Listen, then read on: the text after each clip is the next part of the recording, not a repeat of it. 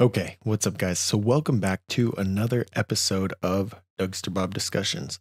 This is basically going to be my podcast where I'm going to talk about a bunch of different things going on in BMX and ultimately interview different riders and just people in the industry who know a lot more than me. That way, I can learn and you can learn with me.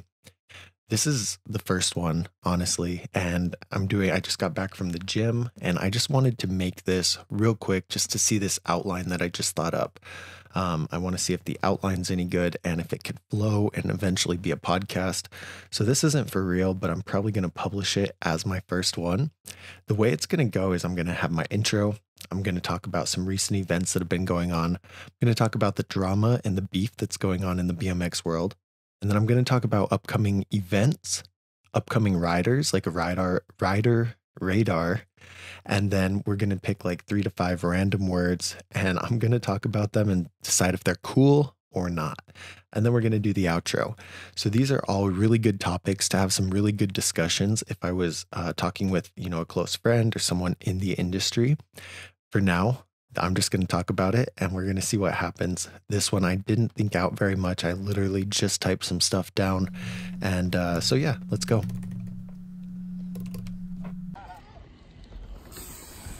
The Dougsterbob mission. Growing BMX by making it fun and easy to understand. For some of us, it's an escape. For others, it's a passion. But for all of us, it's a lifestyle.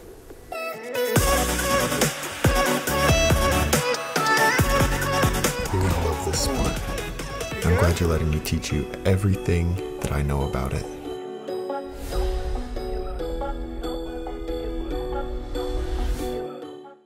What's up, guys? Welcome to Dougsterbob Discussions, where we're going to talk about everything BMX related and learn more together.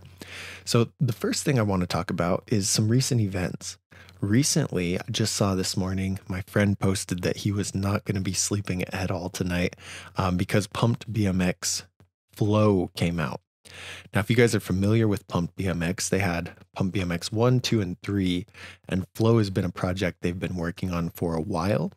To be completely honest, I'm not sure what Flow actually is. From the description, what I understand is that it's unlimited levels. So in 1, 2, and 3, you have to complete certain tasks to get through the level and move on that way. Whereas Flow, I think you can choose which level you want, and maybe it goes for an unlimited amount of time.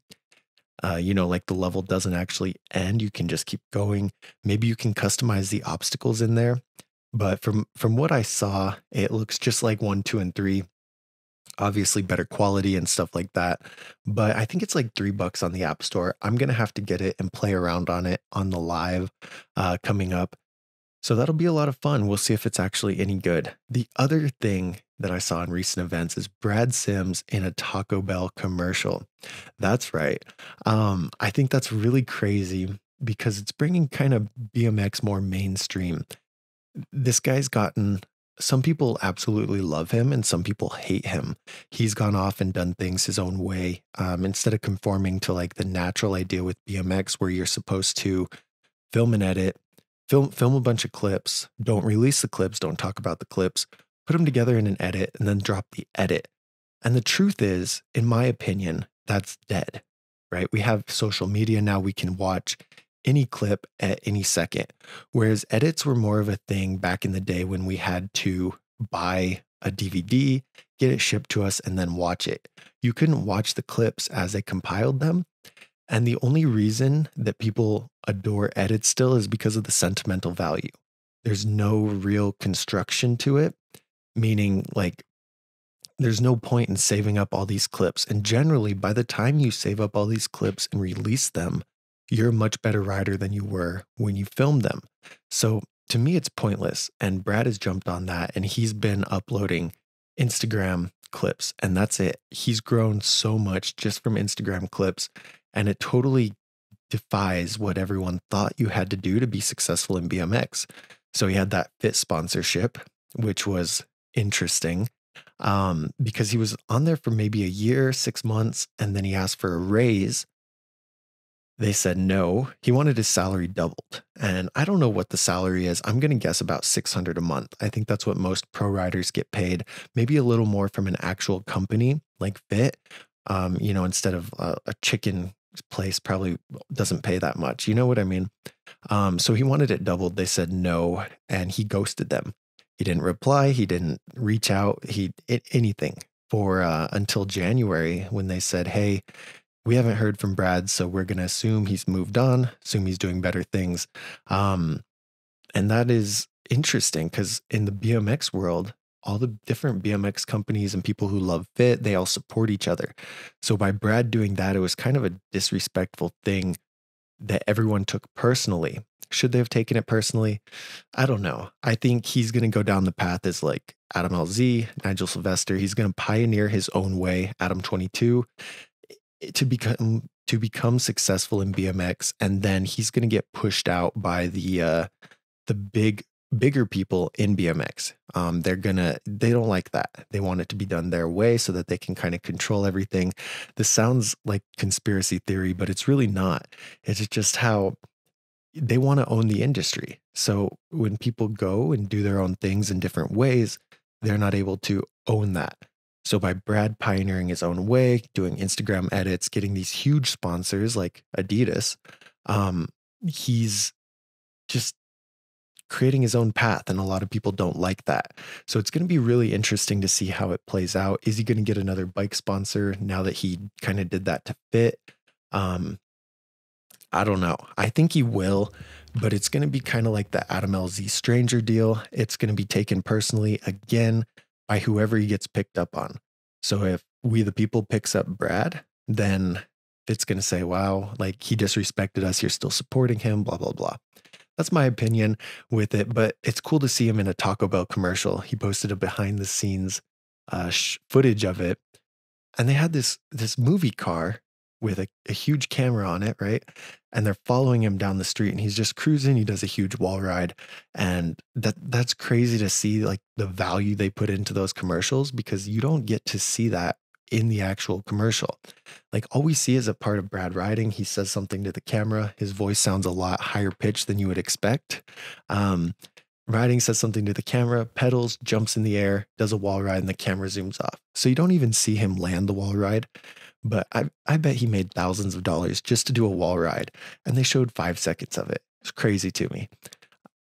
But that's great, go Brad. Keep doing your own thing. His motto from his Instagram stories is always like, know your own worth and like things come to you. And that's kind of what I saw. If it was only $600 on Fit, he said, look, I'm worth way more than that. They said, well, you are, but we can't do that. So he said, peace out. And now he has all these great things coming to him. I think that's a really cool life lesson to take away, because this is true in so many different aspects.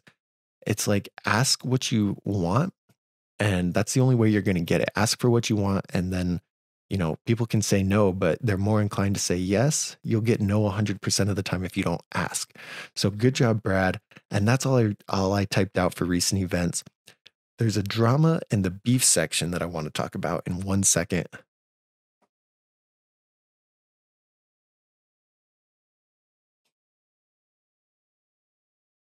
So to really stay up to date on this, I'm going to have to scour Instagram and be on the lookout for everything going on. Honestly, in the BMX industry, there isn't too much drama and beef. There's like, that fight with AJ and Naya and Ryan Taylor and Harry Main drama, stuff like that. There is that drama with Scotty and Big Boy, which I'll talk about, I don't know, in a real podcast. But for the test version, I don't know, this might be long enough to be a real one, and maybe I'll just roll with it. But I didn't research the Scotty Maddie beef enough. Cool. I love when that pops up when I'm recording. I love it. Okay. The beef is about Mark Webb and Daniel Sandoval. This was previous to the Scotty beef, but basically Daniel Sandoval posted a cherry bomb, which is what was it? God, I want to say it was like a 360 bar spin to a late disaster. So 360 bar, your bike straightened back out, and then you disaster. I'm 99% sure. I'd have to double check. But anyway, he did that on Resi and rolled off to the side. Didn't technically land it, right? but people in the comments on Sandoval's were just going crazy. Like it's the best thing they've ever seen. They were so amazed. And Mark Webb got offended because he technically invented that trick. He did it 10 years ago. He got offended by all the hype Sandoval was getting. So he posted a video of him doing it on a step up, landing it. He said, "The cherry bomb's 10 years old on my watch," something like that. And so Daniel said, like, "Dude, I never claimed to invent it. Like, how old are you? 10? Grow up." So I was like, "Oh, they're firing shots at each other." So then Daniel Sandoval posted, wow, I wish I could remember. It was a huge, like, 720 double whip, I think, something like that. Maybe I'm wrong. 720 whip to bar. Anyway, it was a crazy trick that Mark Webb's only done a few times. And Daniels posted, "Oh, I was 16 when I first landed this. I didn't need a giant step up to do it because, or a resi, because I know real tricks need to be done on real ramps." And that was a jab at Mark Webb. And I was like, wow, these guys are really going back and forth. It's crazy. So then Mark Webb commented on it. And anyway, there's just all that fun drama. So I think that's really interesting. But then there's more drama just recently with Mark Webb about, I saw one of my friends post a story of a restraining order against Mark Webb from his ex. And then there's comments about him being a child molester or a woman abuser. And I haven't researched it enough to know what's going on. That kind of thing is, I don't know. There's a lot of things that can get twisted. However, he hasn't really commented on it to say, look, this is fake, blah, blah, blah. He's just posted kind of like Instagram stories talking about how people will jab at you, people will do this and this. So nothing directly saying yes or no to the thing. I saw somewhere on one of Daniel's videos when they were going back and forth, one of this girl commented talking to Daniel, right? Talking shit to Daniel. And he replied back about how she was hit her head, which she actually did. She used to ride bikes. And I think this is the girl that Mark used to date. And somehow she ties into there. I don't know. I should have done more research, but I don't know. I don't like to fill my head with all the drama because then you become a part of it. You know what I mean? But it is cool to see how it's not cool to see. It's interesting that this is like, we still argue, we still fight, even though we're all BMX riders. I don't know. I hope they get over it. I hope this stuff about Mark Webb is not necessarily true, but it looks to be true from the little bit of research I did. So maybe it is. I don't know. We'll have to figure that out. Whether it's true or not, as it develops, we'll talk about it more. But right now, that's all I really know about it. Now, the other drama beef is the Scotty big boy drama. I guess, so everyone, I don't watch Scotty hardly at all, unless my friends send me a video and say, hey, you have to watch this. He's done really good at taking the most proactive approach to his accident and building something off of it. And it can be seen as really inspiring. However, he can't do the channel on his own. It's not as he needs to like the vibe of the channel is the fun riding, the random obstacles, the different progression and stuff like that. And yes, he can be a huge part of it, but without, the squad, I feel like there's not much there. So the basic rundown was his video complaining about why Big Boy is no longer on the channel. So essentially, they kind of had an argument when they were building a ramp at Big Boy's new house. Trady built it one way, and he said, hey, you could do this. Like, it's not too late to change it, but this will make the ramp flow better. And his sister, Trey's wife, so Scotty's sister is married to Trey Jones, from what I understand, said, well, maybe if you were actually here, you could tell us how the ramp is built. And his side of it is that, dude, I'm like paralyzed. I can't be out in the heat for 6 hours a day, which is very understandable. So I feel like that's very insensitive on their end. He was fronting a lot of the money for the materials, so they should took his thing into consideration. But I think they're just real frustrated by everything.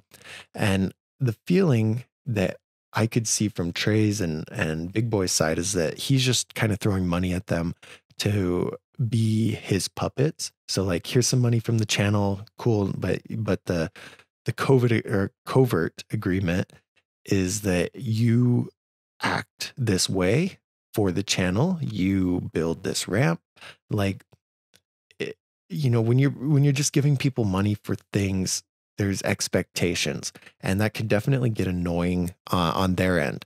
So anyway, they got into an argument about that, and then he hasn't put Big Boy on the channel. He says it's because he didn't really want to be on the channel, and then Big Boy started his own thing, releasing videos on the same day that Scotty would release videos. So he took that personally and said, hey, can you at least do it on a different day? And he said, no, we like this day.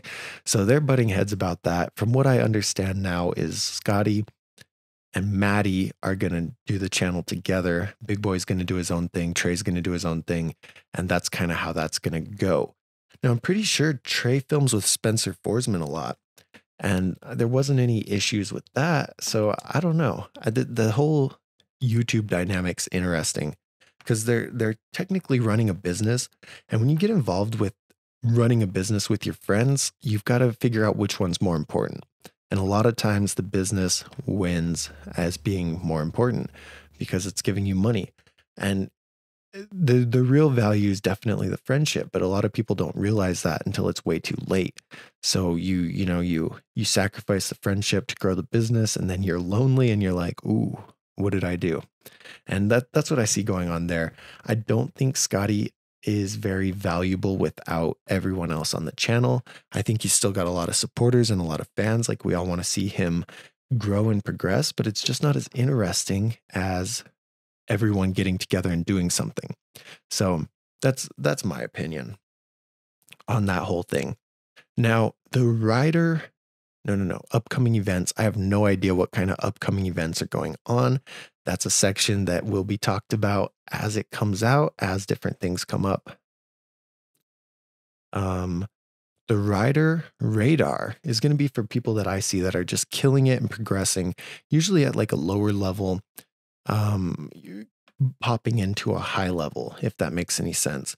So right now I haven't done any research and I have not picked a rider on the radar. I'm going to have to change that. But now I'm going to pick 3 random words and talk about whether they're cool or not. The way that these words will come up is you comment them on Instagram, YouTube, whatever it may be. Leave a comment about which words you want me to do, and then I will pick them when I'm making the episode. I just came up with these 3 words right now. Also, when I'm interviewing someone, we will talk about the 3 words. They will do the 3 words, cool or not. So the first one is puffy jackets, chihuahuas, and X-up rides. Puffy jackets. Depends how puffy, basically. I think it's a big thing. I can't remember what they're called, but in the UK, they just wear the puffy jackets, whether it's hot, whatever it is. The guy that did the first like 900 tail whip air did it in a puffer jacket, if I remember, or I don't know, Isaac and I were talking about it. But anyway, puffy jackets are definitely cool. I have a small puffy jacket that I wear when it gets really cold. So puffy jackets, dope. Second one, chihuahuas. I also had a chihuahua at one point, but he had a heart murmur and eventually died. He was really old. His tongue always stuck out like this. But they bark way too much. So chihuahuas are definitely not cool. They're cute, but they're not cool. Sometimes they're cute. The third one is going to be the X-up rides.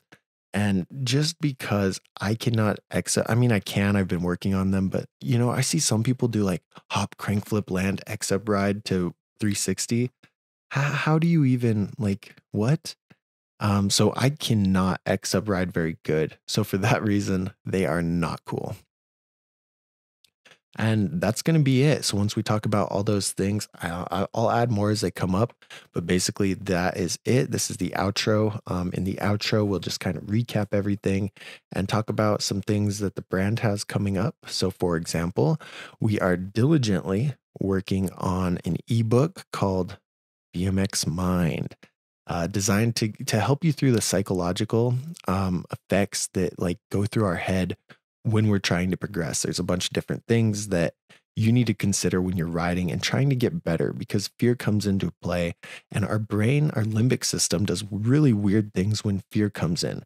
So by knowing what's going on and knowing how to capitalize on that, you can become better.